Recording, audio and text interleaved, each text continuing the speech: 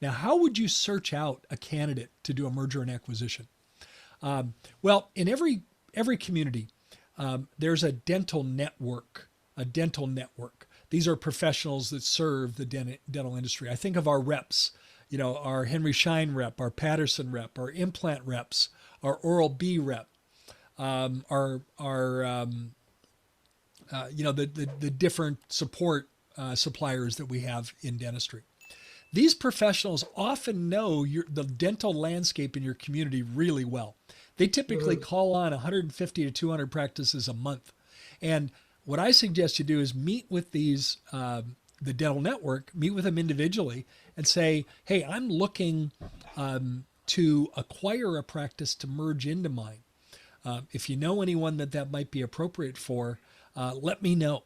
And they often know that, oh, you know what, so-and-so mentioned to me that he's thinking of, throwing in the towel.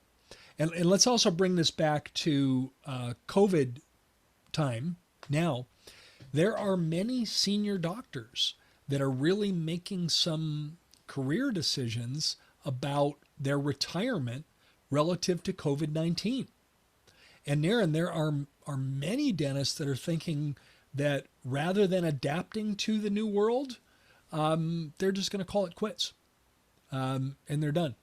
And I happen to think that now might be a really good time to reach out and identify potential candidates to do a merger and acquisition. Again, the idea would be you'd buy a practice, merge it into your practice through the acquisition of that other practice.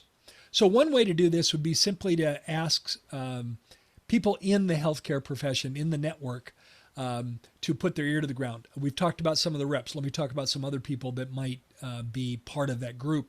Local labs, local dental labs, they often know what's going on with their clients.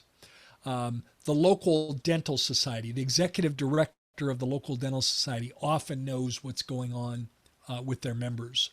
That's another group that you could reach out to. So that's a way that you can sort of have some bird dogs looking for practice opportunities for you to purchase. Another way to do it is to simply send a communication. And it could be done by snail mail or it could be done by email. Send a communication out where you say, and you might target it. It might be to doctors above a certain age. And then again, someone that you might acquire the practice from isn't necessarily just in the retirement age. It's likely to be in the retirement age, but it could be anybody.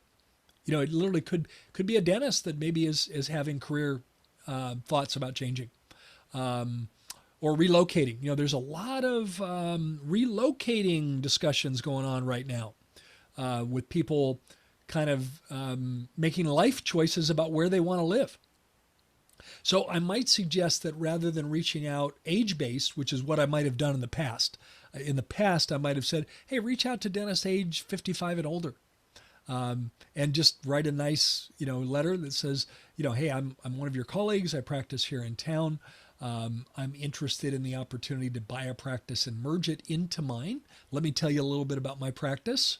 Let me tell you a little bit about my treatment approach. So I would make it a positive letter. Let me tell you a little bit about our treatment approach. If this is something that would interest you, please feel welcome to contact me. And I would put in the PS, any inquiries will be handled in very strict confidence. So that's a good language to use because someone reaching out, they want to know that if they do have a conversation with you, the conversation is confidential and it's protected. But you could send that letter out, and that might go out depending on the size of your community. I might send it today instead of an age sort, which I might have done in the past. I might send it to all the dentists in your community now. And just see what responses come back. In the past, I have seen a very favorable number of responses come out. And, some of them are tire kickers and just kind of thinking about it like, hey, I'm not really ready right now, but it was something I was thinking about. I thought I should talk to you. Hey, useful conversation. But right now with what's going on with COVID, there are doctors that are thinking about this, and you might just hit your timing spot on. Hey, thanks so much for watching this video. The full podcast episode link is in the link below. Don't forget to hit the subscribe button if you like our content.